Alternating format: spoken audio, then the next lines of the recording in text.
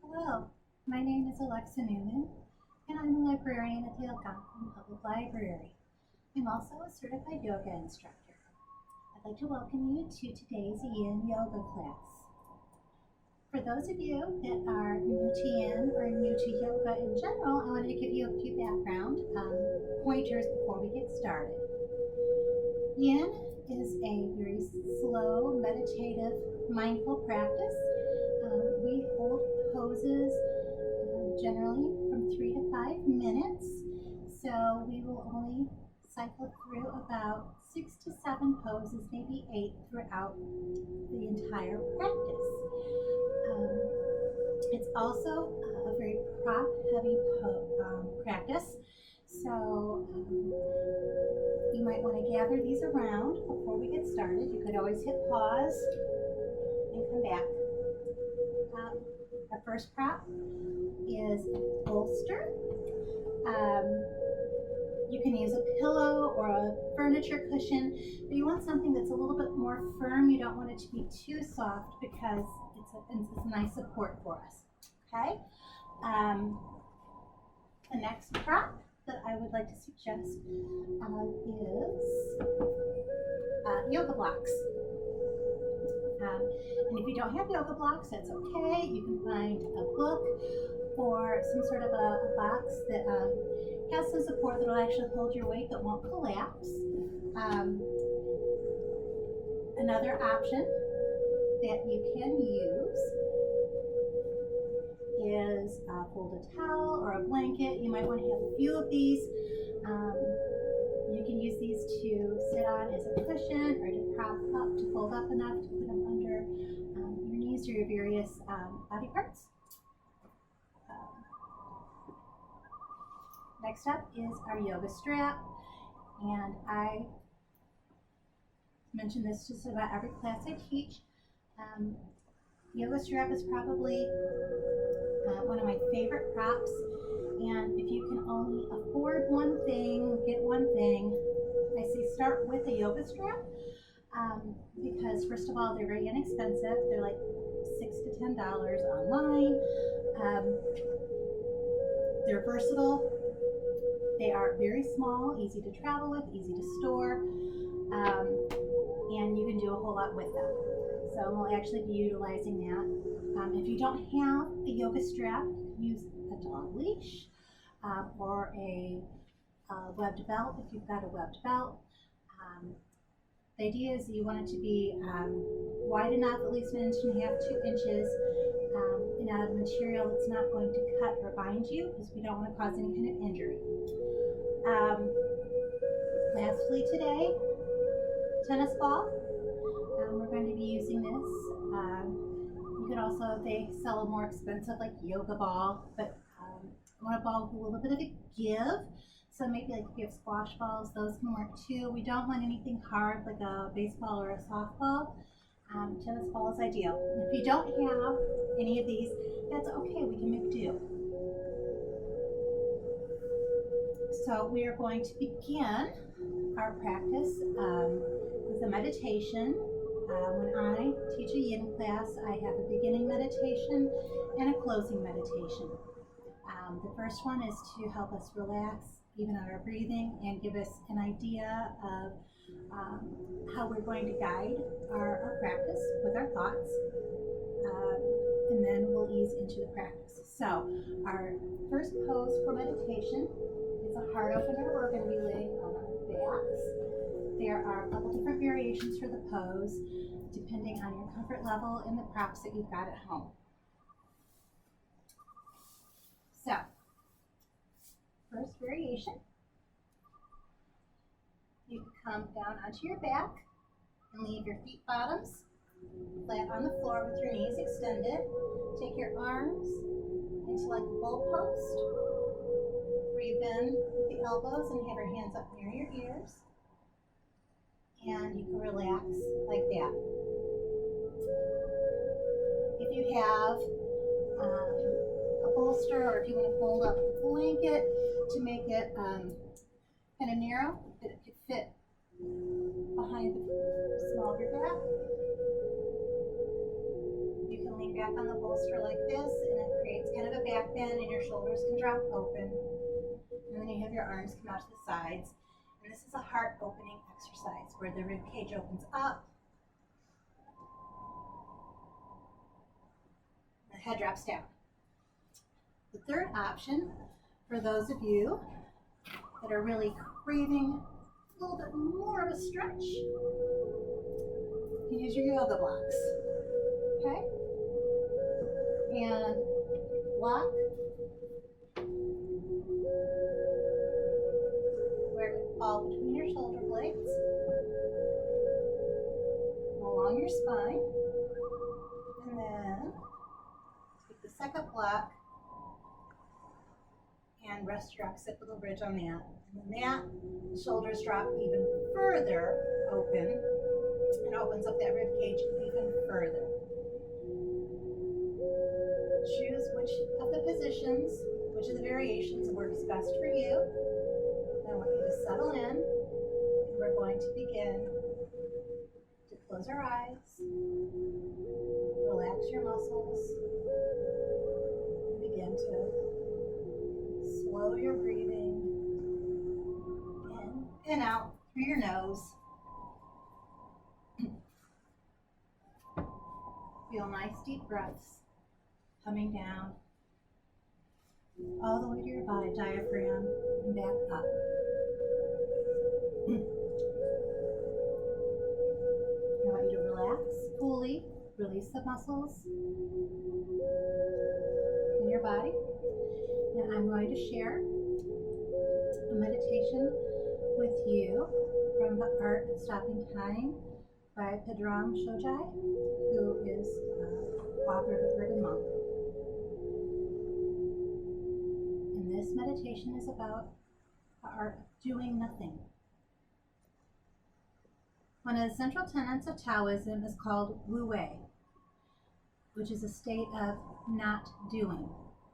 This may sound foreign to our Western minds, but if you think about it, it's good medicine for us. We live in a culture of emphasized action, and we're only as good as our productive capacity, and we're driven to perform and stay busy far too often. Our world is crazy, and until the past few weeks, we all have been feeling that rush, rush, rush, rush, rush, and now that many of us are home, our pace has slowed down, and I bet a lot of us are going kind of stir crazy. At least that's what I've heard. Well, how do we bring this balance, though, and stop the rushing? We're going to practice being. And it might take a while to get a hang of it. You may think you're going crazy. But that's what we call monkey mind. So I suggest to start by taking just 10 minutes a day to simply sit through this discomfort and be. And yes, how do we do this? You just don't do anything. Now what? Keep doing nothing. The question is, how do we do that? That's the problem. We're trying to do, not doing. And does this really make any sense? Of course not. But we don't know any other way, because we are a culture of doers. Our activity defines us, and it drives us to better ourselves. Maybe it's just momentum or our parents talking, but whatever it is, notice your tendency towards perpetual motion in your life. Watch how your mind is always looking for something to do. And even when you're practicing non-action, you can catch it doing something. You may be planning dinner, or thinking about something a friend said, moving your attention to the itch on your nose, or complaining to yourself that this exercise is not working. That is all activity. So, let's try taking an intermediary step on the path to non-action. So later tonight, when you're practicing your 10 minutes, you have one thing that you're allowed to do. You can ask yourself one question. And you can do this over and over. It's the only thing you should be doing during this exercise. What's that question? Ask yourself, what am I doing right now? And whatever that answer is, stop doing it and relax. Then ask yourself again, what am I doing right now? And again, relax. Now, it takes Zen monks years and years to master this. But if you commit and do the exercise without excuses that will come into your mind, you may get a glimpse of what it's like on the other side. Now, what do I mean by the other side? That's the peaceful serenity of a relaxed mind. Imagine what it could be like if you were able to simply stop that relentless march of activity for a moment and slip into an internal space of absolute rest. That's where you can drink from infinity and taste the source of all energy. Now, the paradox is you can't actually do this, but you can practice relaxing into it. So that's what we're going to do today.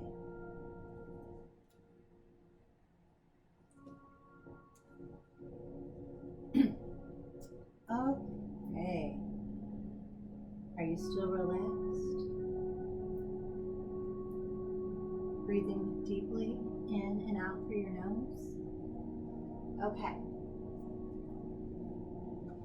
What I'd like you to do is remove that bolster. If you were laying on a bolster or blocks, continue to stay on your back. Bring your arms down more to your sides, bring your palms facing up. And then let's let those knees drop out to the sides, bringing the feet bottoms together into a reclining butterfly. Now, if you're feeling a lot of pressure along those knees, maybe your hips are tight, you can put pillows or blocks underneath your knees to help support them. Looks like I have a co-teacher today. This is Jasper wandering around.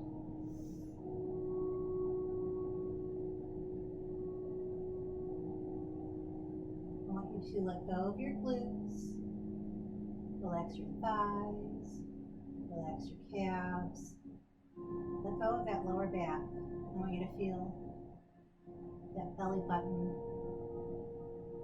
falling towards the floor. Release your shoulders, your neck. Relax your face muscles and your jaw. And continue to breathe. Slowly, steadily,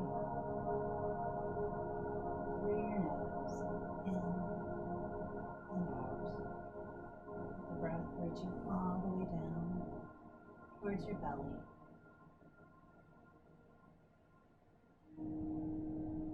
We don't breathe deeply enough. Most of us breathe very shallowly. We don't use our full lung capacity.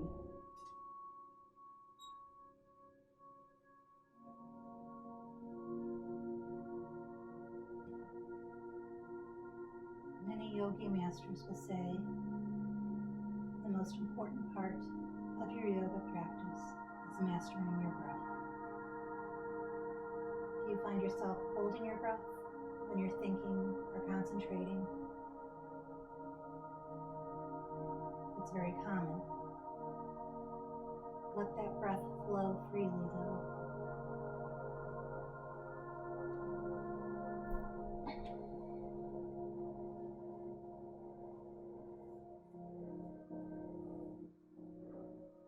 Do you feel your joints opening up? Are your legs having those knees falling closer to the floor?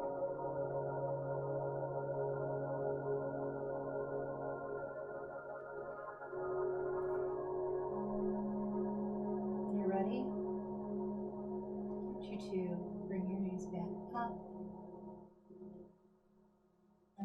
down to one side or the other. Bring yourself up into an easy seated position. For most of us, this is crisscross applesauce. If that's not available to you, you can maybe have your legs open a little bit further, but find a position that is comfortable for you. Okay. Our next pose is going to be a side arm stretch. I'm starting with my right hand. I'm going to take my right hand, bring it down, out to the side. I'm going to take my left arm up over my head. I'm going to drop my right ear towards the floor, and I'm going to let my left arm drop over. I'm not stretching it. It's just hanging, dangling kind of loose.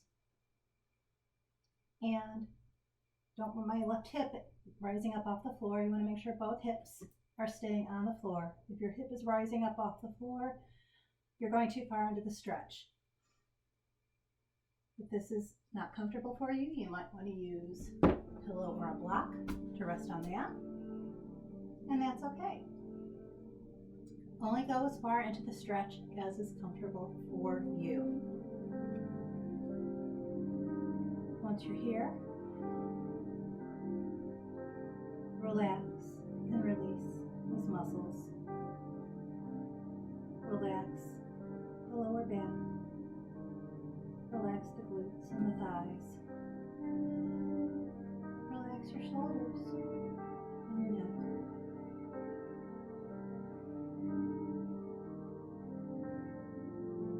Take the tongue off the roof of your mouth. Gently close your eyes.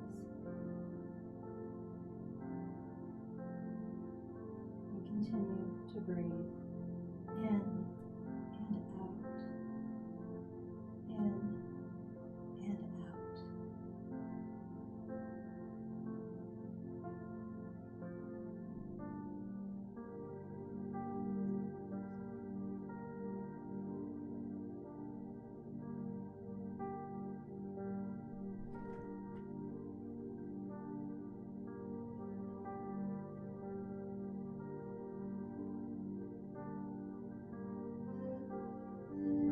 Let's begin to rise up.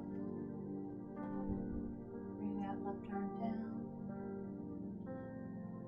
Raise those shoulders up and down. Up and down. Let's do some shoulder rolls.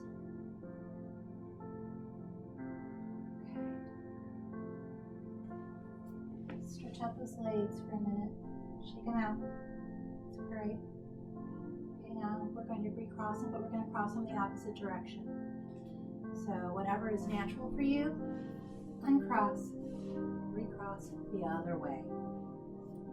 It's going to feel really strange, I know. Okay, now take your left arm, stretch it out. Take the right arm, drop it on over.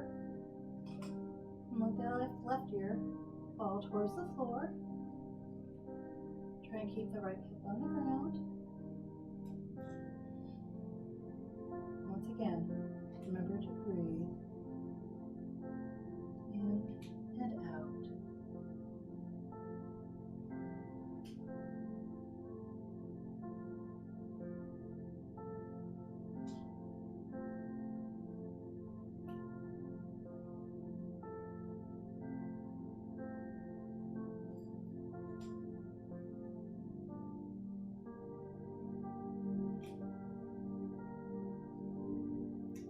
Are all your muscles relaxed?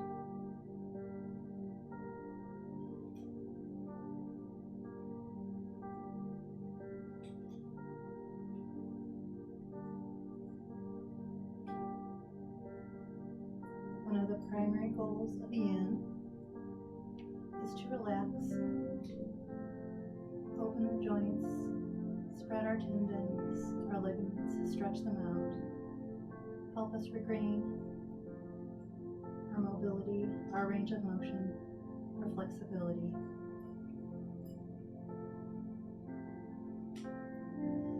We want to gently massage, work through our connective tissue, break through the fascia that's bound together.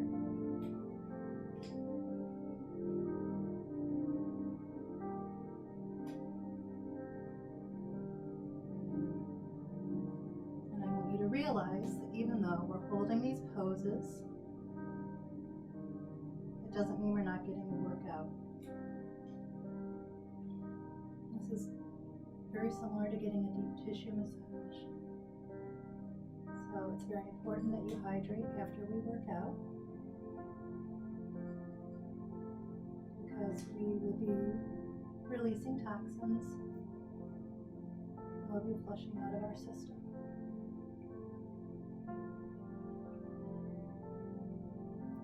Let's bring that arm up. Roll those shoulders again. And cross your legs.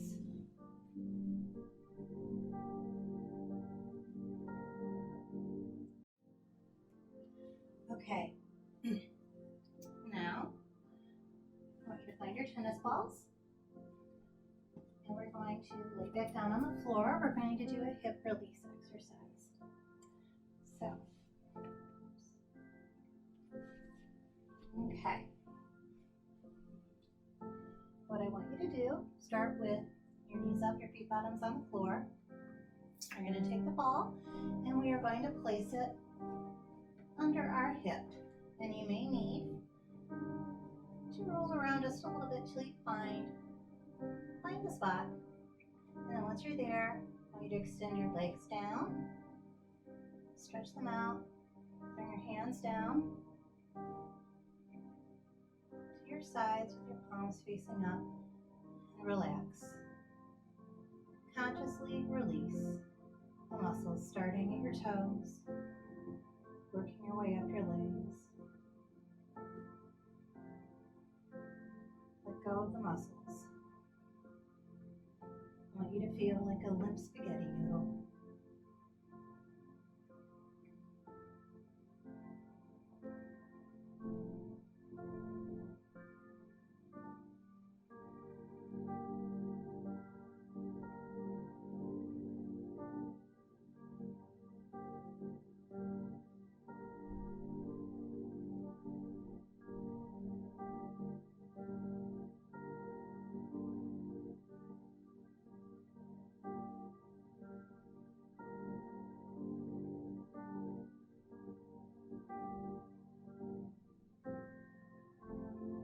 What are you doing right now? What are you thinking about? Let it go. We're doing nothing.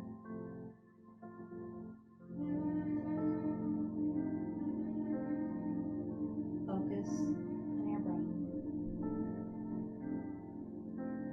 Coming in and out.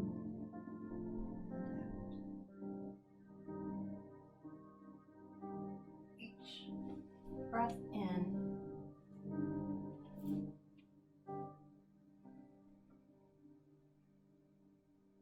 I want you to visualize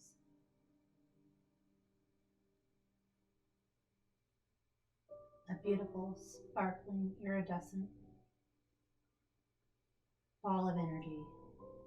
In each breath, you're bringing this energy in, and it's full of health and abundance and joy,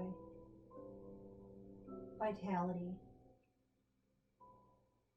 And as you breathe in, you're bringing it into your body, melding it with your spirit.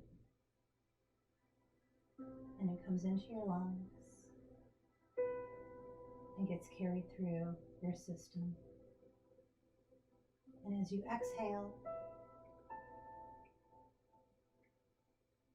it is going to displace all of the negative energy, all of your anxiety, your fears, your anger. Those are all going to get expelled. And then they'll dissipate and float away. Bringing in positive energy, releasing the negative.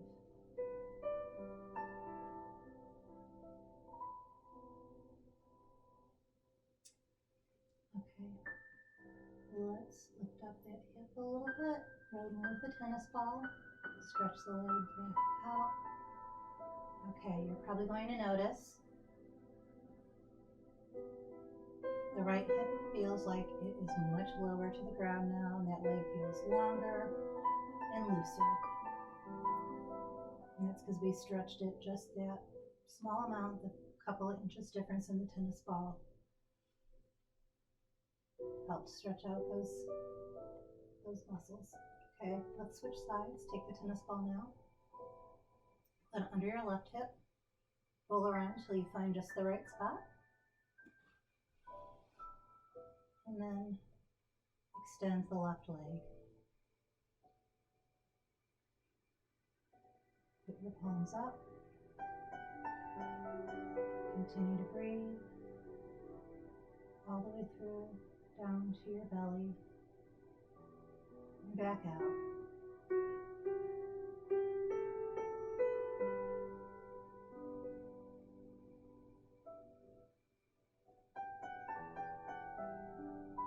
Breathing in yoga is vitally important. Pranayama is the phrase used to describe breathing, but it's more than our breathing, because prana translates into spirit, and the various ways we breathe affects us on a very deep level. Most of us do not breathe deeply enough, and so we lose a lot of the benefits of having our body oxygenated properly. Being aware of your breath helps you be aware of your body. What are you doing right now? What are you thinking about? You should be saying nothing. If the dribbles are running around in that wheel in your head, tell them to jump off.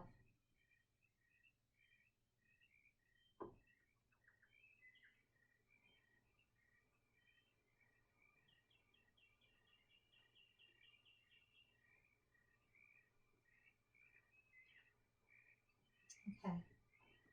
Lift up your head. Let's remove the tennis ball. I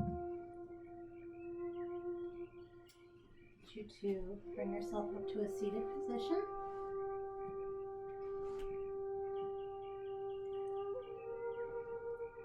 And we are going to bring our feet bottoms together. We did reclining butterfly earlier. We are now going to do a forward fold. There are several different variations of this pose that we can do. The first being just taking your hands and putting them on your calves or your feet and allowing yourself to fold forward and have your head drop forward.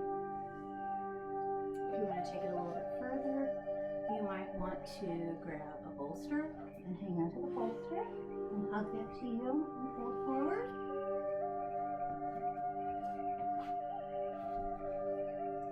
You might choose to take a block and lean forward and have your head fall on the block. Lastly, you can use your yoga strap. And the way we would use that for this pose is to wrap the strap around your feet and put it around the occipital ridge of your skull. That's the very biggest part of the back. And then pull the strap down. And so it's like a lever motion. Your head naturally will try and lift up, and the strap helps hold it down so you can completely relax in this pose. Now if your knees don't want to, if you're feeling tension in those knees where those legs are, you can always put pillows underneath or blocks underneath to catch them. I want you to relax. And with each exhale, maybe feel yourself relaxing further into the pose.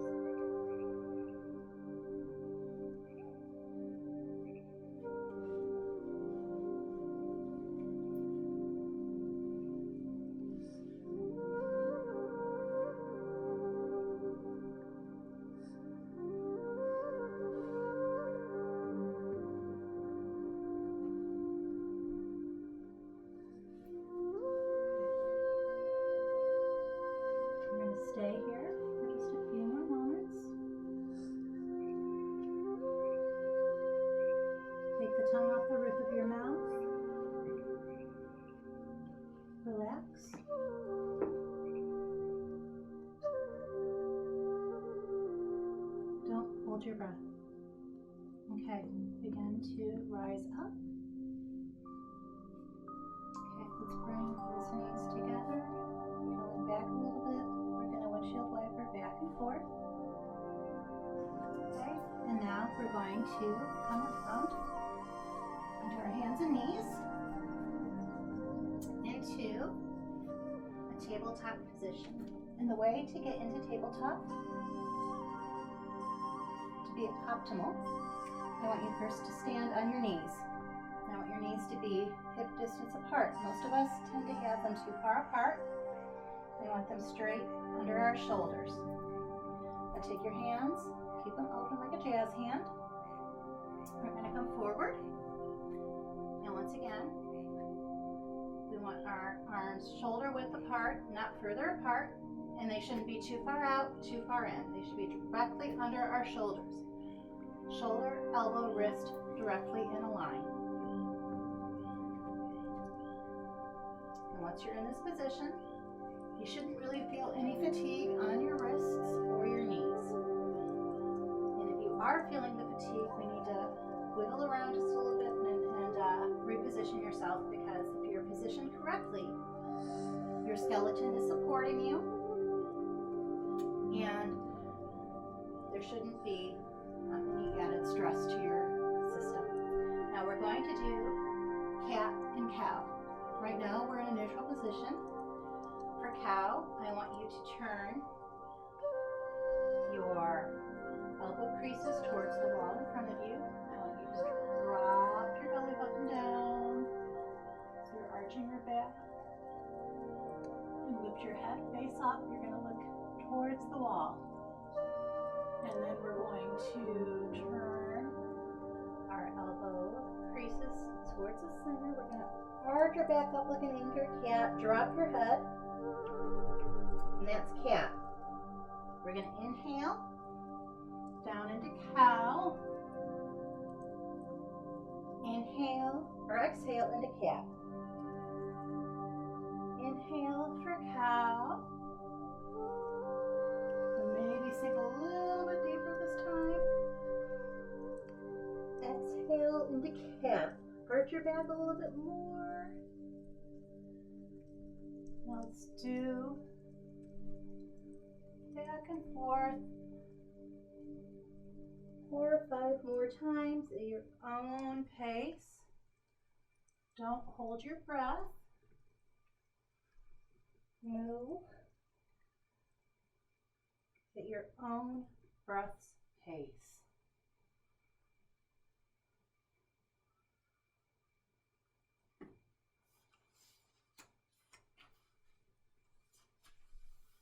Okay. We are now going to do a version of a squat that I feel is a little bit easier. So one-legged squat. So many of you may be familiar with Malasana or Garland, which is a full squat.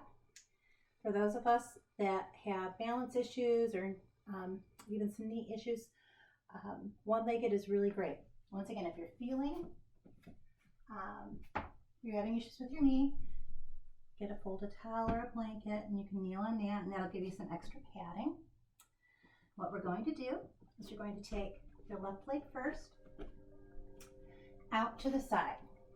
So I'm sitting up, my knee is out, and I'm going to take my toes, and they're going to be on an angle, kind of on diagonal with the corner of the mat.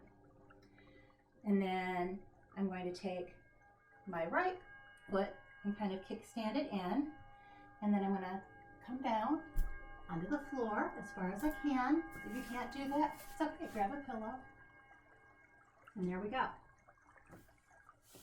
You can go down to the floor, and that's available to you. That's great. What we do once we're here is relax. Allow your body to sink into the squat.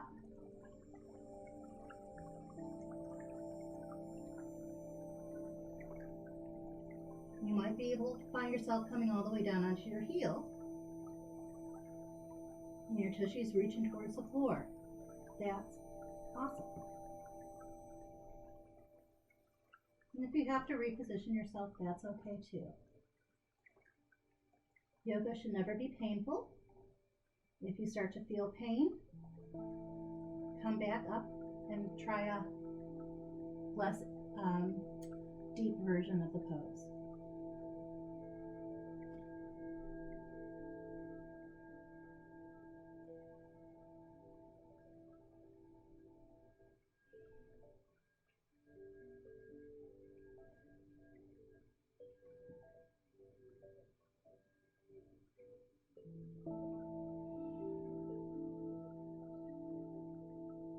Are you still breathing? What are you doing right now? What are you thinking about?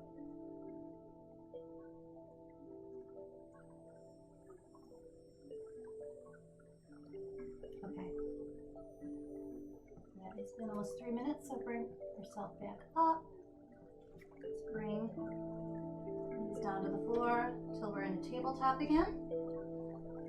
Let's do some cats and cows.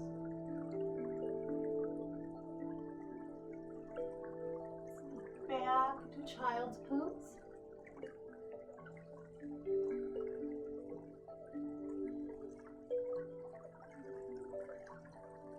Okay.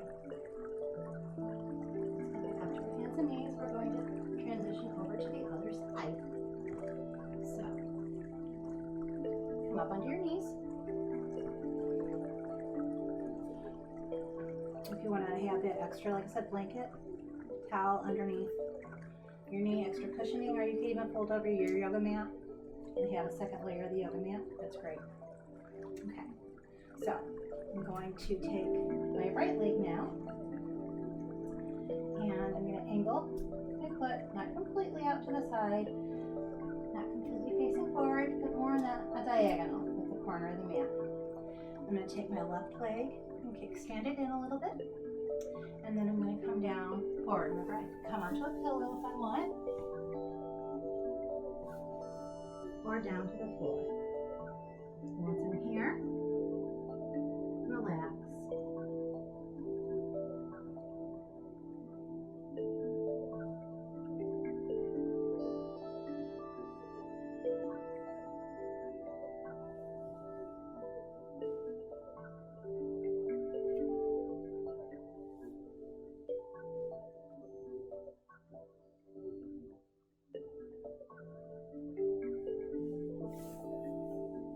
You may find yourself stretching, falling deeper into each position as your tendons and muscles open, and that's a good thing.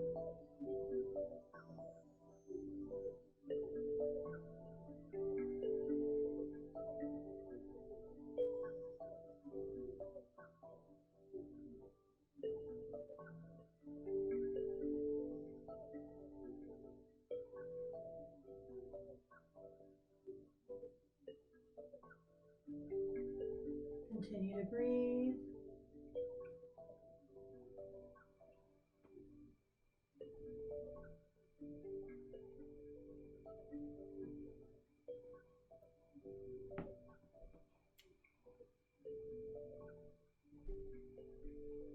Okay, begin to bring yourself back up. And I'm going to turn from here so you can see me from the side. Let's go back into child's pose again.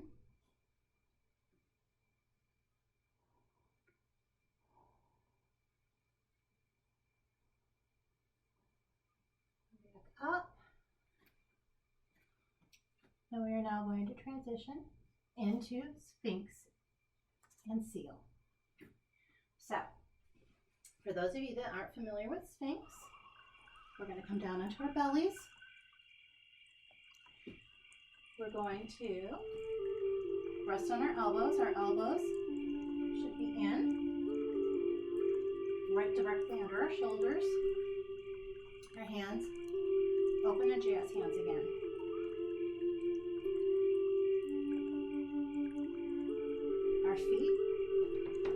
our feet should be on the floor. Our feet don't have to be close, zippered together, but we don't want them spread out too far. And our face, our nose should be looking down towards the floor. The crown of our head should be facing the wall in front of us. And once you're here in this position, which is a nice gentle back bend, I want you to relax your lower back, your hips and your glutes. Relax your calves.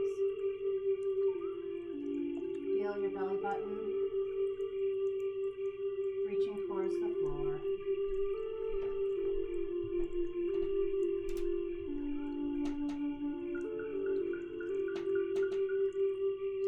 Your chest shouldn't be sinking towards the floor because your shoulders, your arms are holding you up. But the lower half of your body is merging. Breathe in and out through your nose.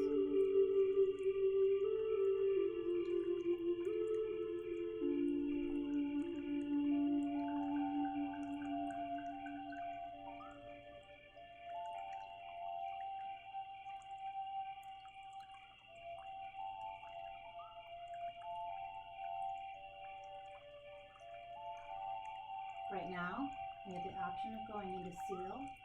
To do this, I want you to keep your hands exactly where they are, and we're just going to push up.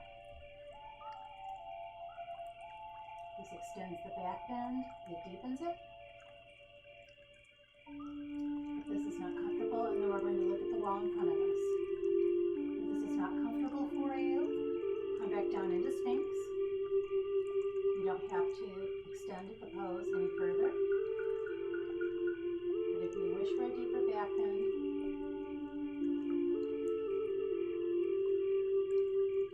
this is the full expression of the pose.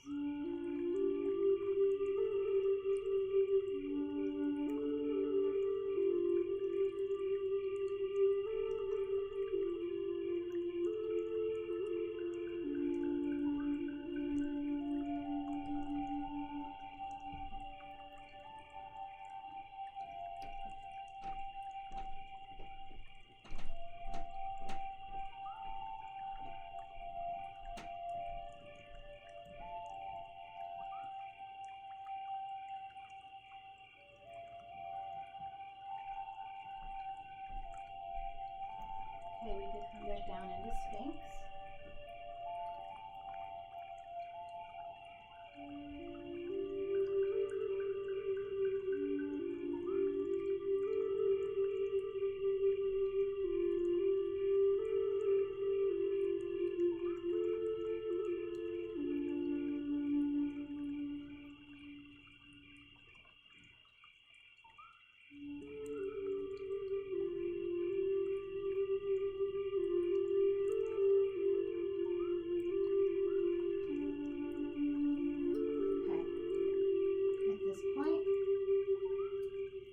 Tuck your toes under, and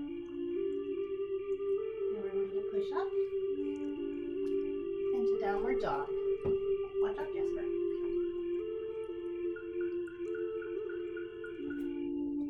We're getting ready to do the most difficult pose of the class today. But there are several different variations, so you're going to be able to do this, but we're going to do a nice little stretch now. Maybe bend one knee and then the other. What I want you to do, I'm going to lift our right leg up, and then we're going to bend that knee, bring it forward and through and under, like this. And this is called pigeon. I'm going to show you from the front as well what it looks like. Okay, here I am in downward dog.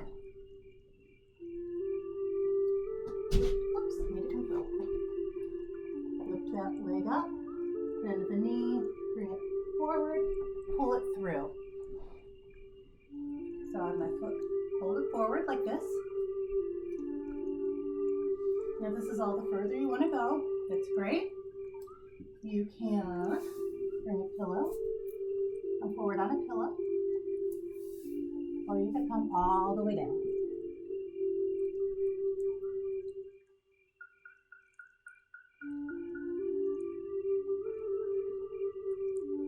So this is another hip opening exercise. Today we're doing a lot of hip openers because we tend to carry a tremendous amount of stress in our lower back, our pelvic girdle, and when we're anxious, we seem to knot up and carry it there, and then we have all kinds of back issues and problems. Also, for many of us, if we're stuck at home and our regular routines of workouts, maybe we're sitting and not moving as much, might be dealing with some sort of back issues too. So this is going to help stretch them out.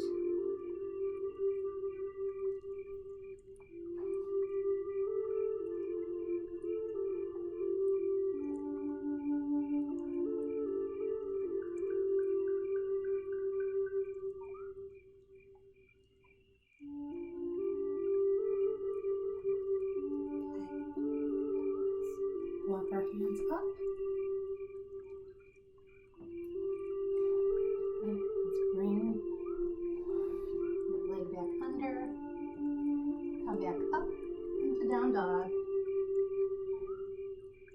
Stretch your bottom back. Drop your head, look down towards your toes.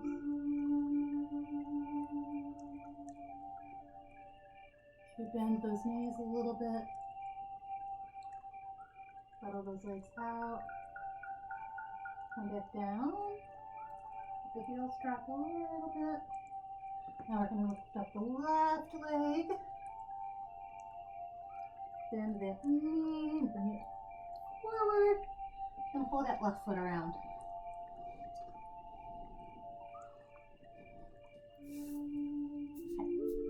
You used a pillow on the first side. You could use a pillow on this side.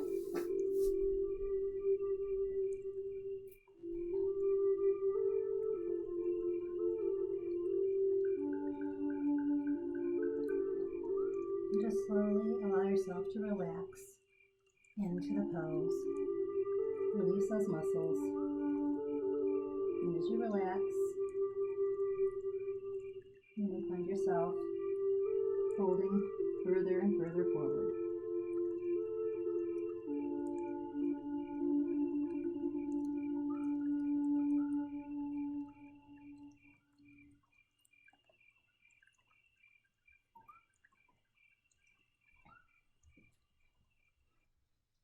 And for those of you that are up like this, hi.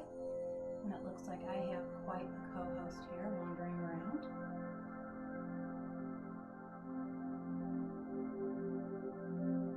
We've been graced by his presence. Jasper is my phantom kitty.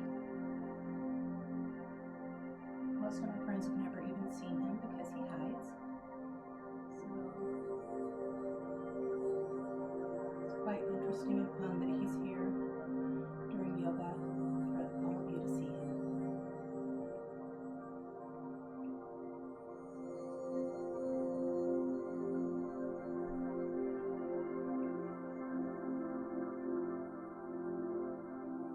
Okay.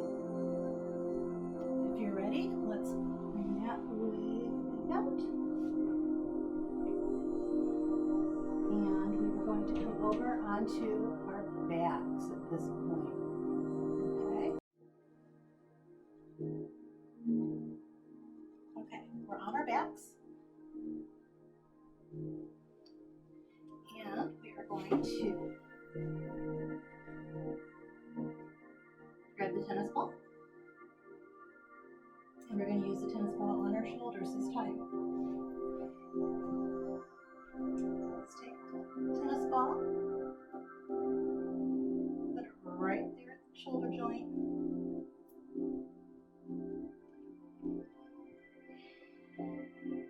And you can actually keep your knees bent and your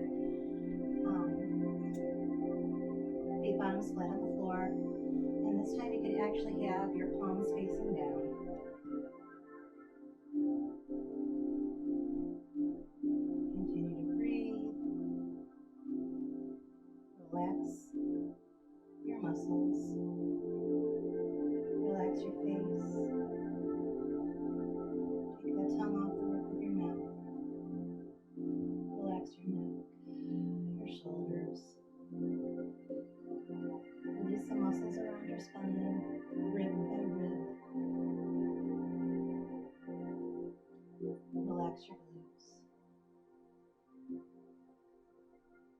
You're just wobbly like jelly.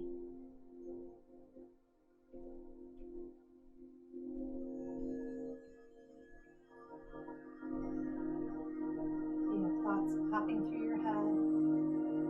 Acknowledge them, let them go. What are you thinking about right now?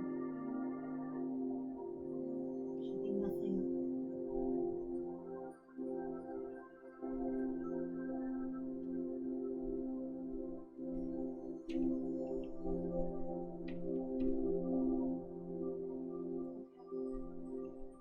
Let's remove that tennis ball. Same thing. Right side should all of a sudden feel looser, closer to the floor, longer. Let's take the tennis ball and switch to the left shoulder.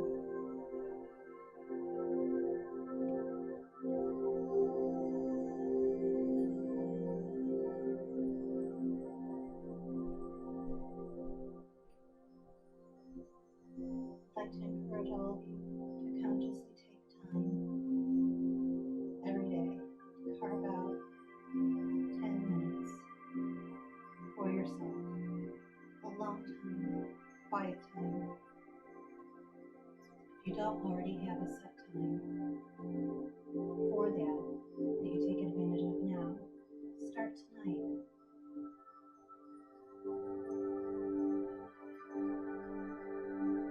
Even if you have to lock yourself in the bathroom, take a bubble bath or a nice long hot shower, do that.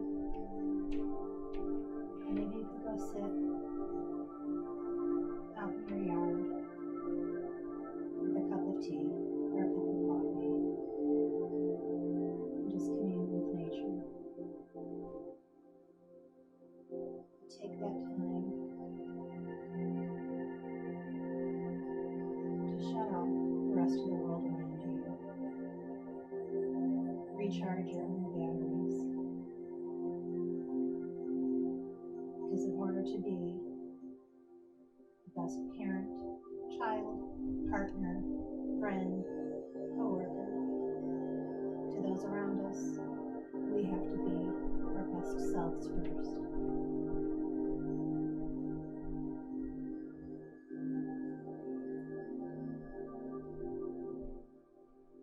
Okay, let's remove that tennis ball. Our last pose before we go into Shavasana is called legs up the wall. And this is a favorite pose of mine. And it is exactly what it sounds like. I'm going to try and get your tushy as close to the wall as you can. And rest your legs. Bring your arms out to your sides, palms up. Now the nice thing about this pose, it's an inversion, number one. And those are considered restorative poses. The other thing about this particular pose, there have been actual, studies done that resting like this for 20 minutes actually refreshes you the equivalent of taking a 2-hour nap. So if you're feeling really tired, this is a quick pick-me-up to put a little bit of extra pep in your step. Listen, while you're here, relax those shoulders, relax all the muscles around your back.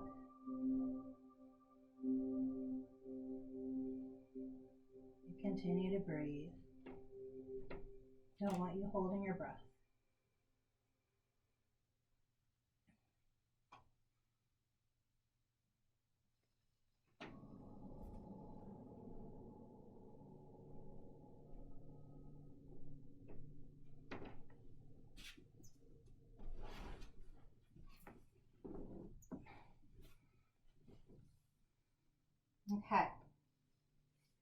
We're going to get ready to transition into Shavasana,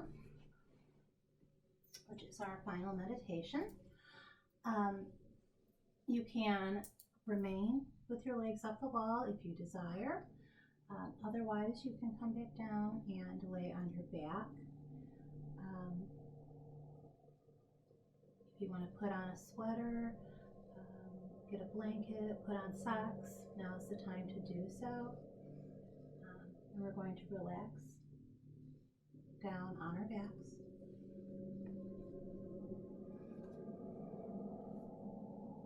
Close our eyes.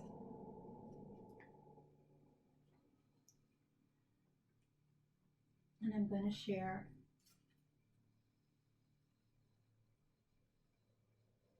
another meditation that was written by Padram Shojai in his book, The Art of Stopping Time. And this is about eternal time. The ancient religions and philosophies of the world talk about eternity a whole lot. Now, it's easy for us to hear this and think, oh, sure, heaven, the afterlife, nirvana stuff, yeah, and then move on with our day. But today, I'd like us to slow down and take a look at what eternity actually implies. The mere fact that we're trying to speak of that term is itself a challenge. Because as we define something, we help make it definite so that we can isolate what it is versus what it isn't and wrap our brains around it. Making something known requires us to draw a circle around it so our minds can grasp it conceptually. So how do we do that with the concept of infinity? Eternity implies infinity. It's portrayed by a horizontal number, 8, and then the line folds back on itself in perpetuity. You know, it's hard to define something that doesn't slow down or stop for us. You can't grasp the wind. Now, when the ancients spoke of eternal time, we have to assume that they meant it. They spoke of a place in which time and space don't exist. Now, whether you call it heaven or transcendence, this place is timeless and it's filled with potential. And this puts us into a semantic quagmire where we speak of places like heaven where there's eternal time. But do we really truly grasp what we're implying? Eternity means no end. So let's spend some time with that concept. Now, if we're going to roll with the assumption that our spirit or consciousness is eternal, what does that say about you? That means that there's never an end to you. The person you truly are has always been here and will always remain. Outside of time, there you are. Your existence has no beginning and no end. So it lives in an endless stream of time that's non-linear. Think about that. Think long and hard. We are so set on defining things in terms of the present and understanding reality that eternity can break our minds. We can't really think about it because, frankly, there's nothing there. That doesn't mean that everything isn't embedded in the nothing and vice versa. Spend some time contemplating the essence of infinity. What does it mean to be truly eternal?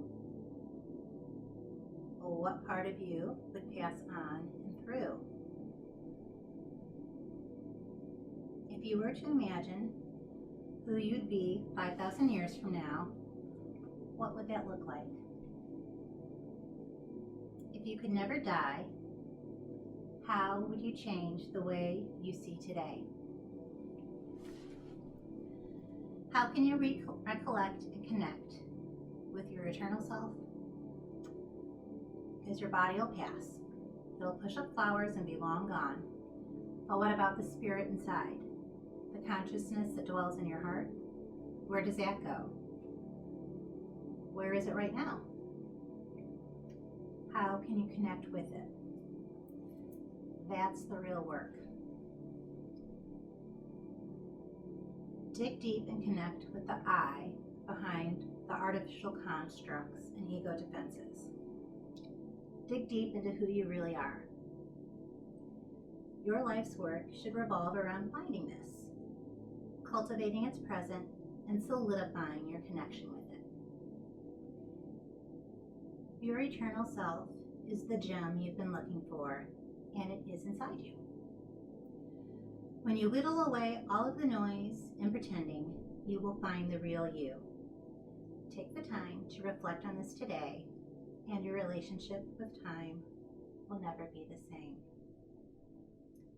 The eternal aspect of you is the real you.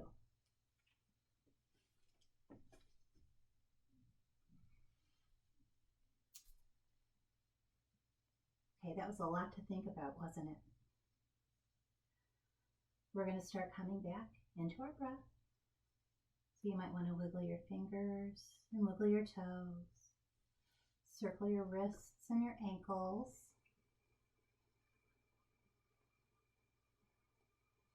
When you're ready, roll onto your side. Pull your knees in towards your chest. Give yourself a hug. And slowly bring yourself up to a seated position. Once you're here, I want you to take your hands out to your sides. We're going to take 3 rounds of breath.